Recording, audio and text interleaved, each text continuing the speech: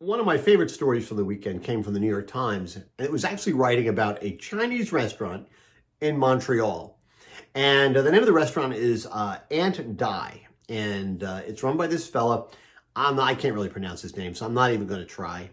And this used to be basically his second job. He used to have an IT job, and then he ran this restaurant that he owns on the side. But then he lost his IT job because of the pandemic, so this is his full-time job.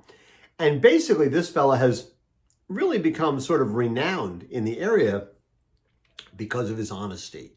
For example, writing about the orange beef in his restaurant, he said, compared to our General Tao's chicken, this one is not so good. Braised pork belly, he says, this is a very popular dish among the customers who don't care about its greasiness. There's a dish called mouth-watering chicken. He goes, we're not 100% satisfied with the flavor, but we think it's going to get better pretty soon. I'm really surprised that people still order this plate. And it's really interesting. What he does is he tells the truth about all the dishes. Now, it helps, I think, that the chef in his restaurant who makes all these dishes about which he's honest, he doesn't read English great. So I'm not sure he understands everything that this guy is saying about the dishes.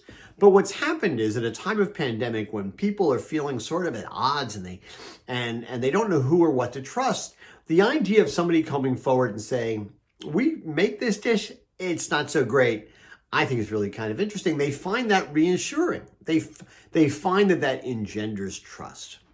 And I think that is actually a powerful lesson about the notion of trust, and also the importance of really good storytelling skills, because you're basically telling a story on your menu when you're talking about the dishes that you serve. Admitting that something is not good or is not your favorite is actually a great way of creating a bond of trust between you and the customer. Now, I don't know about you. When you remember back in the day, you used to go to restaurants all the time. It seems like forever. I used to love talking to waiters, and I'd say, okay, well, I'm thinking about this dish and I'm thinking about that dish. Which do you recommend? Now, if a waiter did not have a preference, or if you said, what's good? And they said, well, everything's good.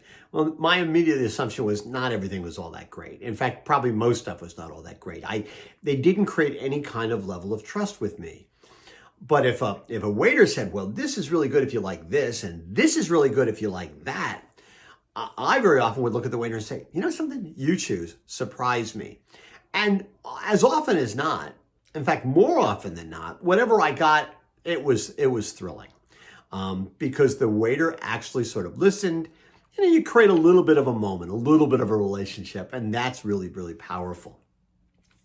It's all about credibility. It's all about telling a story. Now, I can argue that this Chinese restaurant, instead of having, let's say, 20 or 25 dishes, only a number of which he would recommend, they might be better off only selling the ones that they recommend. But in fact, having things that they don't recommend does create an opportunity for creating trust between them and the customer. And they become something of a sensation on social media, and that can be really powerful today.